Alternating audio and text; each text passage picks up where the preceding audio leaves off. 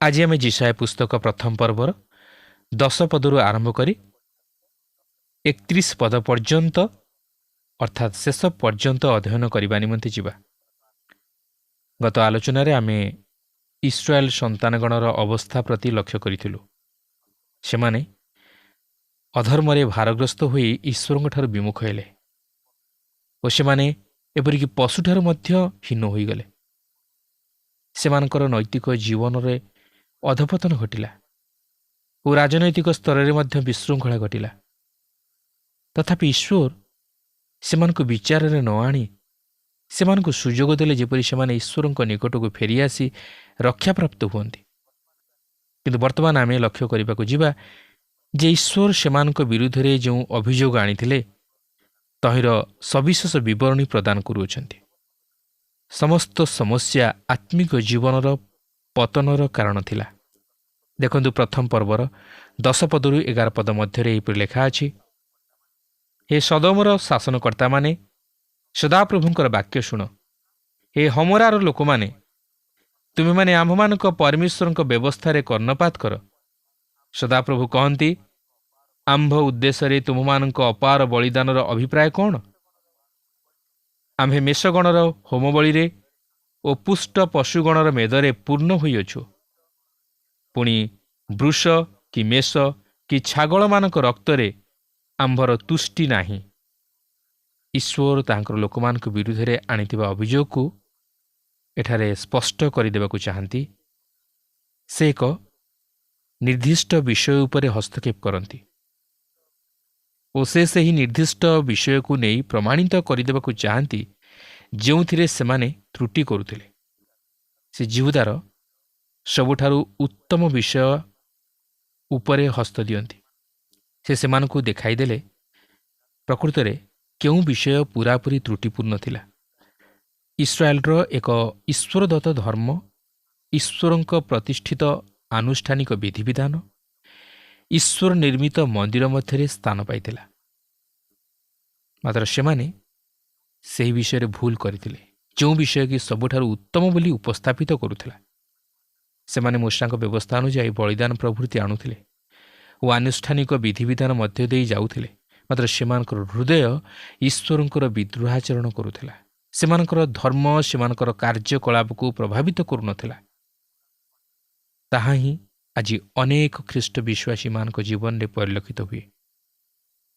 सेमाने भक्तिर भेख धरती मात्र सेथिर शक्ति को अस्वीकार करती। सेमाने बाहिक भावे निजको अति धार्मिक बोली परिचय दियंती, मात्र सेमानकर अंतकरण ईश्वर ठारू दूर रे थाए। यह होची एक छलनापूर्ण जीवन जहाँकि से दिन इस्राएल संतानगण जीवन रे परिलक्षित होइथिला। कारण ईश्वर अंतकरण निरीक्षक परमेश्वर। से मनुष्यर बाह्य धर्मकर्म को देखती नहीं, मात्र अंतकरणर पवित्रता को देखती, से हृदयर सुचिता को देखती। 12 और 13 पद लेखा अछि, तुम्हें माने आंभ सम्मुखें उपस्थित हेबा बेले आंभर प्रांगण सकल पदतले दलिबा पई किए तुममानक ठारू चाहिअछि? असार नैवेद्य आण नाही, धूपदाह आंभर घृणीत, अमावास्या और विश्रामबार सभार घोषणा, एही अधर्म और महासभा आंभे सही पारुनाहु। एपरिकी ईश्वर जहाँ आदेश करियछन्ति ताहाकु पालन करी मध्य भूल हो जाए जेतेबेले ताहा आंतरिकतार सहित होई न थाए और आममानक जीवनर कार्यकलाप को प्रभावित करि न थाए। प्रिय बंधु, ईश्वरंक दृष्टि रे आममानकर बाहिक धर्मकर्म बड़ विषय नुहे, मात्र आममानकर हृदय होची बड़ विषय। आममानकर सेवा बड़ विषय नुहे, मात्र आममानकर जीवन होची बड़ विषय। आममानकर आनुष्ठानिक विधिविधान पालन बड़ विषय नुहे, मात्र आममानक जीवनर परिवर्तन होची बड़ विषय। आममानकर दानर परिमाण बड़ विषय नुहे, मात्र अंतकरण होची बड़ विषय। से आममानक जीवनरू अन्य किछि चाहती नाही, मात्र एक अनुतप्त अंतकरण और भग्नचूर्ण हृदय चाहती। कारण से जानते आममाने दुर्बल मनुष्य ଓ ଆମେମାନେ କେବେ ହେଲେ ନିଜର ଶକ୍ତିରେ ବା ଉଦ୍ୟମରେ ପବିତ୍ର ତଥା ତାହାଙ୍କର ସୁଗ୍ରାହ୍ୟ ଜୀବନଯାପନ କରିପାରିବୁ ନାହିଁ। ମାତ୍ର ସେ ଚାହାନ୍ତି ଆମେ ଯେପରି ନିଜର ଦୁର୍ବଳତା ସବୁକୁ ଜାଣି ତାହାଙ୍କର ଶରଣାପନ୍ନ ହେଉ ଓ ତାହାଙ୍କ ନିକଟରେ ନିଜର ଦୁର୍ବଳତା ସବୁକୁ ସ୍ୱୀକାର କରି ତାହାଙ୍କଠାରୁ ଶକ୍ତି ଭିକ୍ଷା କରି ଏହି ଜଗତରେ ତାହାଙ୍କ ନିମନ୍ତେ ଏକ ପୃଥକୀକୃତ ଜୀବନଯାପନ କରୁ। ପ୍ରଥମ ପର୍ବର 15-17 ପଦ ମଧ୍ୟରେ ଏହିପରି ଲେଖା ଅଛି, ପୁଣି ତୁମ୍ଭେମାନେ ଆପଣାମାନଙ୍କର ହସ୍ତ ପ୍ରସାର କଲାବେଳେ ଆମ୍ଭେ ତୁମମାନଙ୍କଠାରୁ ଆପଣା ଚକ୍ଷୁ ଆଚ୍ଛାଦନ କରିବା। ଆହୁରି ତୁମେମାନେ ଅନେକ ପ୍ରାର୍ଥନା କଲାବେଳେ ଆମ୍ଭେ ଶୁଣିବା ନାହିଁ। ତୁମମାନଙ୍କ ହସ୍ତ ରକ୍ତରେ ପରିପୂର୍ଣ୍ଣ। ତୁମେମାନେ ଆପଣାମାନଙ୍କୁ ଧୌତ କର, ଆପଣାମାନଙ୍କୁ ସୂଚୀ କର। ଆମ୍ଭ ଦୃଷ୍ଟିରୁ ଆପଣାମାନଙ୍କର କ୍ରିୟାର ମନ୍ଦତା ଦୂର କର। କୁକ୍ରିୟା କରିବାରୁ ନିବୃତ୍ତ ହୁଅ। ସୁକ୍ରିୟା କରିବାକୁ ଶିଖ। ନ୍ୟାୟ ବିଚାର ଚେଷ୍ଟା କର। ଉପଦ୍ରବଗ୍ରସ୍ତମାନଙ୍କର ସାହାଯ୍ୟ କର। ପିତୃହୀନମାନଙ୍କର ନ୍ୟାୟ ବିଚାର କର। ବିଧବାମାନଙ୍କ ପକ୍ଷରେ ପ୍ରତିବାଦ କର। ଈଶ୍ୱର କହନ୍ତି, ତୁମେମାନେ ମୋର ଉପସ୍ଥିତି ମଧ୍ୟକୁ ଏପରି ଭାବେ ଆସୁଅଛ ସତେ ଯେପରି ତୁମେମାନେ ଧାର୍ମିକ। ତୁମେମାନେ ବଳିଦାନ ପ୍ରଭୃତି ଉତ୍ସର୍ଗ କରୁଅଛ ଓ ସେହିସବୁ ମଧ୍ୟ ତୁମମାନଙ୍କ ପକ୍ଷେ ମୂଲ୍ୟହୀନ। ପ୍ରକୃତରେ ଏଠାରେ ଈଶ୍ୱର ସେମାନଙ୍କ ବିରୁଦ୍ଧରେ ଅଭିଯୋଗ ଉତ୍ଥାପନ କରନ୍ତି। ସେମାନେ ଆତ୍ମିକ ଜୀବନରେ ତଳକୁ ଖସି ଯାଇଛନ୍ତି। ସେମାନେ ଈଶ୍ୱରଙ୍କଠାରୁ ଦୂରେଇ ଯାଇଛନ୍ତି। ଏହା ସେମାନଙ୍କୁ ନୈତିକ ଜୀବନରେ ଭ୍ରଷ୍ଟାଚରଣ ଆଡ଼କୁ କଢ଼ାଇ ନେଇଛି ଓ ରାଜନୈତିକ କ୍ଷେତ୍ରରେ ବିଭ୍ରାଟ ଘଟାଇଛି। ଈଶ୍ୱର ଇସ୍ରାଏଲ ସନ୍ତାନଗଣକୁ ବିଚାରାଳୟକୁ ଡାକି ସେମାନଙ୍କ ବିରୁଦ୍ଧରେ ତାହାଙ୍କର ଅଭିଯୋଗକୁ ଯଥାର୍ଥ ବୋଲି ସାବ୍ୟସ୍ତ କରାଇଛନ୍ତି। ଇସ୍ରାଏଲ ବର୍ତ୍ତମାନ ଜଣେ ବନ୍ଦୀ ସ୍ୱରୂପେ ଛିଡ଼ା ହୋଇ ସେହି ବିଚାରକୁ ଅପେକ୍ଷା କରି ରହିଅଛି। ଈଶ୍ୱର ବର୍ତ୍ତମାନ ସେମାନଙ୍କର ବିଚାର କରିବାକୁ ଯାଉଅଛନ୍ତି। ମାତ୍ର ତଥାପି ଶେଷ ମୁହୂର୍ତ୍ତରେ ମଧ୍ୟ ଈଶ୍ୱର ବିଚାରାଳୟର ବାହାରେ ସେମାନଙ୍କ ସମସ୍ୟାର ସମାଧାନ କରିବାକୁ ଚାହାନ୍ତି। ସେ ଇସ୍ରାଏଲକୁ କହନ୍ତି, ତୁମେମାନେ ମୋ ସହିତ ବିଚାରାଳୟକୁ ଯାଅ ନାହିଁ, କାରଣ ତୁମେମାନେ ହରାଇବାକୁ ଯାଉଅଛ। ବିଚାରକର୍ତ୍ତାଙ୍କର ଆଉ କିଛି ବିଷୟ କହିବାକୁ ଅଛି ଓ ସେ ଏହାର ପରବର୍ତ୍ତୀ ଅଂଶରେ ଯାହା କିଛି କହନ୍ତି ତାହା ଆମମାନଙ୍କୁ ଆଶ୍ଚର୍ଯ୍ୟର ବିଷୟ ପରି ମନେ ହୁଏ। ଦେଖନ୍ତୁ, ପ୍ରଥମ ପର୍ବର 18 ପଦରେ ଲେଖା ଅଛି, ସଦାପ୍ରଭୁ କହନ୍ତି, ଆସ ଆମ୍ଭେମାନେ ଉତ୍ତର ପ୍ରତ୍ୟୁତ୍ତର କରୁ। ତୁମମାନଙ୍କର ପାପ ସବୁ ସିନ୍ଦୁର ବର୍ଣ୍ଣ ପରି ହେଲେ ହେଁ ହିମ ପରି ଶୁକ୍ଳ ବର୍ଣ୍ଣ ହେବ। ସେସବୁ ଲୋହିତ ବର୍ଣ୍ଣ ପରି ରଙ୍ଗ ହେଲେ ହେଁ ମେଷଲୋମ ପରି ହେବ। ଈଶ୍ୱର ଜିହୁଦାକୁ କହନ୍ତି, ଦଣ୍ଡ ଦେବା ପାଇଁ ମୋତେ ବାଧ୍ୟ କର ନାହିଁ। ତୁମମାନଙ୍କର ସମସ୍ୟା ବିଚାରାଳୟର ବାହାରେ ସମାଧାନ କରିବା ନିମନ୍ତେ ଚେଷ୍ଟା କର। ମାଥ୍ୟୁ 5 ପର୍ବର 25 ପଦରେ ପ୍ରଭୁ ଯୀଶୁ କହନ୍ତି, ତୁମ୍ଭର ବିବାଦୀ ସହିତ ବାଟରେ ଥିବା ସମୟରେ ଶୀଘ୍ର ତାହା ପ୍ରତି ମିଳନର ଭାବ ଦେଖାଅ। କାଳେ ବିବାଦୀ ତୁମ୍ଭକୁ ବିଚାରକର୍ତ୍ତାଙ୍କ ହସ୍ତରେ ସମର୍ପଣ କରିବ, ପୁଣି ବିଚାରକର୍ତ୍ତା ତୁମ୍ଭକୁ ପଦାତିକ ହସ୍ତରେ ସମର୍ପଣ କରିବେ, ଆଉ ତୁମ୍ଭେ କାରାଗାରରେ ନିକ୍ଷିପ୍ତ ହେବ। ତେଣୁ ସେ ତୁମ୍ଭକୁ ବିଚାରାଳୟକୁ ନେବା ପର୍ଯ୍ୟନ୍ତ ଅପେକ୍ଷା କର ନାହିଁ। ଏଠାରେ କିନ୍ତୁ ଈଶ୍ୱର କହିବାକୁ ଚାହାନ୍ତି, ସେହି ପାପର ସମାଧାନ ନିମନ୍ତେ ତାହାଙ୍କ ପାଖରେ ଏକ ଗୁପ୍ତ ଉପାୟ ରହିଅଛି, ଯାହାକି ଅତି ଶକ୍ତିଶାଳୀ, ଏକ ସ୍ୱର୍ଗୀୟ ଔଷଧ, ଯାହାକି ପାପ ରୂପକ ରୋଗରୁ ସୁସ୍ଥତା ପ୍ରଦାନ କରେ। ଆପଣ ଏହା ଜିସାୟା ପୁସ୍ତକ 53 ପର୍ବରେ ଦେଖିବାକୁ ପାରିବେ। ଜଣେ ଯେ କି ଅତିଶୟ କ୍ଲେଶ ଭୋଗ କଲେ, ଆମମାନଙ୍କର ପାପ ନିମନ୍ତେ କ୍ଷତବିକ୍ଷତ ହେଲେ, ମୃତ୍ୟୁ ଭୋଗ କଲେ, ଯେହେତୁ ସେ ଆମମାନଙ୍କ ନିମନ୍ତେ ଜରିମାନା ଦେଲେ, ସେହି କାରଣରୁ ବିଚାରକର୍ତ୍ତା ତାହାଙ୍କର ଅନୁଗ୍ରହ ଆମମାନଙ୍କ ପ୍ରତି ପ୍ରକାଶ କରିଅଛନ୍ତି। ସେହି ପ୍ରଭୁ ଯୀଶୁଖ୍ରୀଷ୍ଟଙ୍କର ପବିତ୍ର ରକ୍ତ ସମସ୍ତ ପାପରୁ ଆମମାନଙ୍କୁ ପରିଷ୍କାର କରେ। ତେବେ ଏହା ହିଁ ହେଉଛି ଈଶ୍ୱରଙ୍କ ଲୋକମାନଙ୍କ ବିରୁଦ୍ଧରେ ଈଶ୍ୱରଙ୍କର ଅଭିଯୋଗ ଓ ଏହା ହିଁ ହେଉଛି ଭିତ୍ତିମୂଳ, ଯାହା ଉପରେ ଭିତ୍ତି କରି ସେମାନେ ତାହାଙ୍କ ନିକଟକୁ ଫେରି ଆସିପାରନ୍ତି। ଯଦି ସେମାନେ ତାହାଙ୍କ ନିକଟକୁ ଫେରି ଆସିବେ, ସେ ତାହାଙ୍କର ଇସ୍ରାଏଲ ଗୋଷ୍ଠୀକୁ ସୁରକ୍ଷା କରିବେ। ସେ ସେମାନଙ୍କୁ ପ୍ରାୟ 100 ବର୍ଷ ନିମନ୍ତେ ସୁଯୋଗ ପ୍ରଦାନ କରିବେ। ଆଉ ଯଦି ସେମାନେ ତାହାଙ୍କ ନିକଟକୁ ନ ଫେରନ୍ତି ଓ ସେମାନଙ୍କର ପଥ ସବୁ ନ ବଦଳାନ୍ତି, ସେ ସେମାନଙ୍କୁ ନିର୍ବାସିତ କରାଇବେ। ଆପଣ ଦେଖନ୍ତୁ, ଆତ୍ମିକ ଜୀବନର ପତନ ସହିତ ଏକ ଗୋଷ୍ଠୀ ବା ଜାତିର ପତନ ଆରମ୍ଭ ହୁଏ, ଯାହାକି ନୈତିକ ଭ୍ରଷ୍ଟାଚାର ଆଡ଼କୁ ଗତି କରେ ଓ ଶେଷରେ ରାଜନୈତିକ ବିଶୃଙ୍ଖଳାର ରୂପ ନିଏ। ବାସ୍ତବରେ ମନୁଷ୍ୟର ଆତ୍ମିକ ଜୀବନରେ ପତନ ଘଟିଲେ ତାହାର ନୈତିକ ଜୀବନରେ ମଧ୍ୟ ପତନ ଘଟେ ଓ ଶେଷରେ ତାହା ରାଜନୈତିକ ବିଶୃଙ୍ଖଳାର ରୂପ ନିଏ। ପ୍ରିୟ ବନ୍ଧୁ, ଆଜି ଆମର ଦେଶରେ କ'ଣ ଏହି ଆତ୍ମିକ ପତନ ଦେଖାଦେଇଛି କି? ଆଜି କ'ଣ ଆମେ ବାସ୍ତବରେ ଈଶ୍ୱରଙ୍କୁ ଜାଣିପାରିଛୁ କି? ଆଜି କ'ଣ ଆମେ ନିଜର ପାପ ବିଷୟରେ ସଚେତନ ଅଛୁ କି? ଆଜି କ'ଣ ଆମେ ପାପରୁ ଉଦ୍ଧାର ପାଇବାର ଅନୁଭୂତି ପ୍ରାପ୍ତ ହୋଇଅଛୁ କି? ନା ଆମେ ଈଶ୍ୱରଙ୍କୁ ପରିତ୍ୟାଗ କରି ପାପରେ ଜୀବନ ଅତିବାହିତ କରୁଅଛୁ? ଯଦି ସେପରି ହୋଇଥାଏ, ତାହେଲେ ଆଜି ମଧ୍ୟ ଈଶ୍ୱର ଆମମାନଙ୍କୁ ସୁଯୋଗ ଦିଅନ୍ତି ତାହାଙ୍କ ନିକଟକୁ ଫେରି ଆସିବା ନିମନ୍ତେ ଓ ନିଜର ପାପ ନିମନ୍ତେ ଅନୁତାପ କରି ତାହା ଖ୍ରୀଷ୍ଟଙ୍କଠାରେ ସ୍ୱୀକାର କରି ତହିଁରୁ ଉଦ୍ଧାର ପାଇ ଈଶ୍ୱରଙ୍କ ଅନୁଗ୍ରହ ତଥା ଆଶୀର୍ବାଦର ଅଧିକାରୀ ହେବା ନିମନ୍ତେ। କାରଣ ବର୍ତ୍ତମାନ ହେଉଛି ଅନୁଗ୍ରହର ଯୁଗ। ଈଶ୍ୱରଙ୍କର ଅନୁଗ୍ରହ ଆଜି ମଧ୍ୟ ଆମମାନଙ୍କ ପ୍ରତି ରହିଅଛି। ଯଦି ଆମେ ନ ଫେରୁ, ତାହେଲେ ଆମମାନେ ସେହି ଅନନ୍ତ ବିଚାରର ସମ୍ମୁଖୀନ ହେବା। ଦେଖନ୍ତୁ, ଈଶ୍ୱର ଯିହୁଦା ବିରୁଦ୍ଧରେ ଅଭିଯୋଗ ଆଣିବା ପରେ ଓ ସେମାନଙ୍କୁ ପରିତ୍ରାଣ ଯାଚିବା ପରେ ଓ ସେମାନଙ୍କୁ ସମସ୍ୟାରୁ ଉଦ୍ଧାର କରିବା ନିମନ୍ତେ ଉପାୟ ପ୍ରସ୍ତୁତ କରିବା ପରେ ସେମାନଙ୍କୁ ଧୀରେ ସଚେତନ କରାଇ ଦିଅନ୍ତି। ପ୍ରଥମ ପର୍ବର 19 ଓ 20 ପଦରେ ଲେଖା ଅଛି, ଯେବେ ତୁମେମାନେ ସମ୍ମତ ଓ ଆଜ୍ଞାବହ ହେବ, ତେବେ ଦେଶର ଉତ୍ତମ ଫଳ ଭୋଗ କରିବ। ମାତ୍ର ଯେବେ ତୁମେମାନେ ଅସମ୍ମତ ଓ ବିରୁଦ୍ଧାଚାରୀ ହେବ, ତେବେ ଖଡ଼୍ଗଭୁକ୍ତ ହେବ, କାରଣ ସଦାପ୍ରଭୁଙ୍କ ମୁଖ ଏହା କହିଅଛି। ଯିଶାୟା ପୁସ୍ତକରେ ଈଶ୍ୱରଙ୍କର ସରକାର ଓ ଈଶ୍ୱରଙ୍କର ଅନୁଗ୍ରହ ଏହି ଦୁଇଟି ବିଷୟ ଉପରେ ବିଶେଷ ଗୁରୁତ୍ୱ ପ୍ରଦାନ କରାଯାଇଅଛି।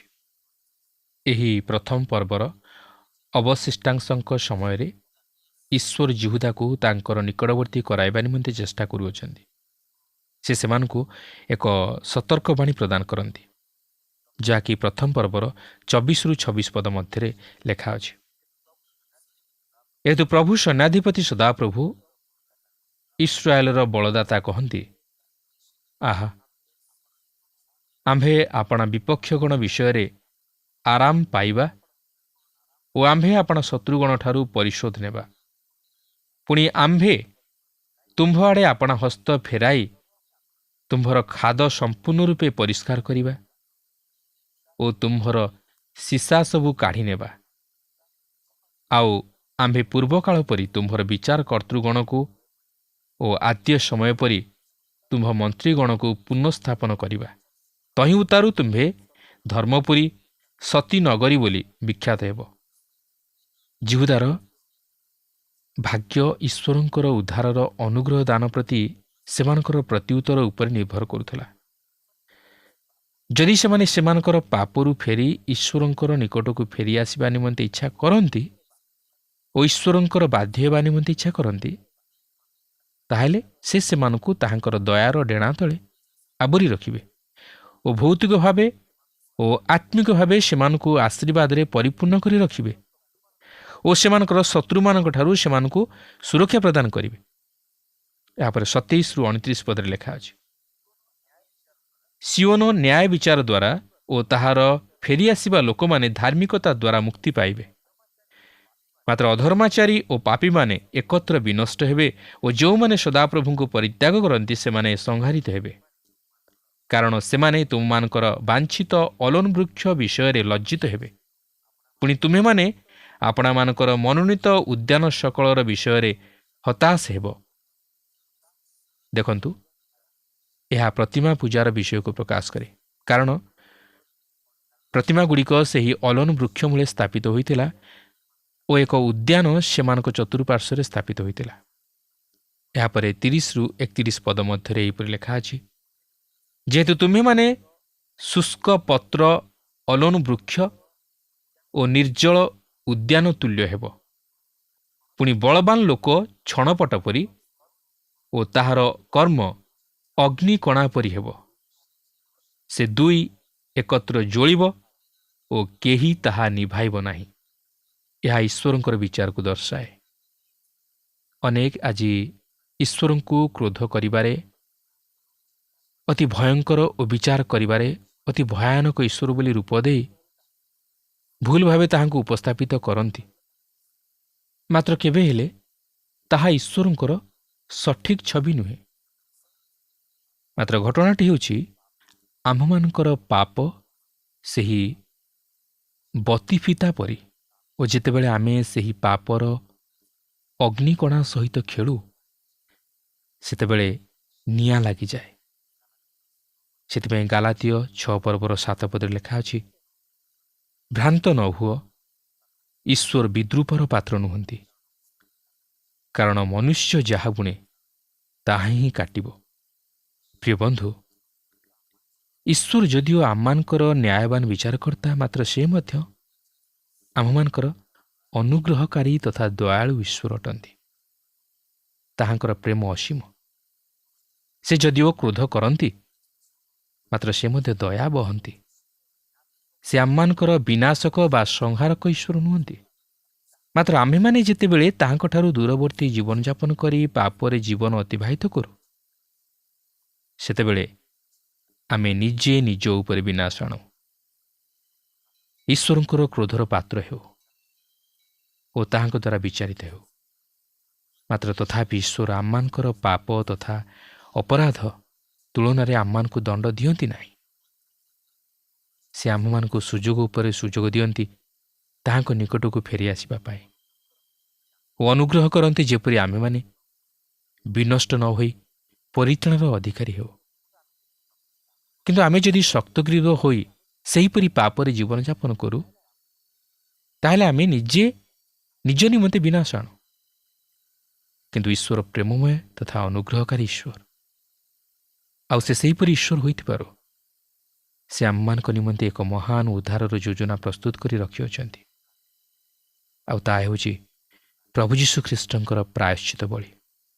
ଆଉ ସେହି ଖ୍ରୀଷ୍ଟଙ୍କର କ୍ରୁଶ ନିକଟକୁ ଯେତେବେଳେ ଆମେ ଆସୁ ଓ ନିଜର ପାପ ତଥା ଅଧର୍ମ ସବୁକୁ ସ୍ୱୀକାର କରି କ୍ଷମା ମାଗୁ, ସେତେବେଳେ ଆମେ ଖ୍ରୀଷ୍ଟଙ୍କଠାରେ ବିଶ୍ୱାସ କରିବା ହେତୁ ପାପରୁ ଉଦ୍ଧାର ପାଇ ପରିତ୍ରାଣର ଅର୍ଥାତ୍ ଈଶ୍ୱରଙ୍କ ଅନୁଗ୍ରହର ଅଧିକାରୀ ହେଉ।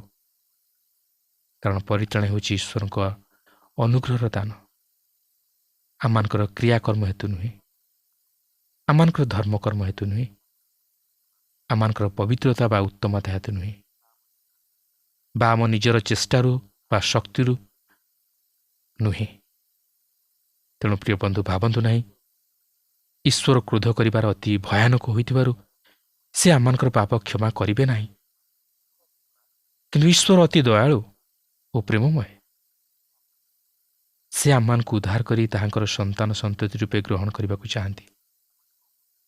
ଆପଣ ଯେଉଁ ମୁହୂର୍ତ୍ତରେ ତାହାଙ୍କର ସେହି ଉଦ୍ଧାରର ଯୋଜନା ମଧ୍ୟ ଦେଇ ଅର୍ଥାତ୍ ଖ୍ରୀଷ୍ଟଙ୍କ ମଧ୍ୟ ଦେଇ ତାହାଙ୍କର ନିକଟବର୍ତ୍ତୀ ହେବେ, ସେହି ମୁହୂର୍ତ୍ତରେ ଆପଣ ତାହାଙ୍କର ପ୍ରେମ ଓ ଅନୁଗ୍ରହର ପରିଚୟ ପାଇବେ।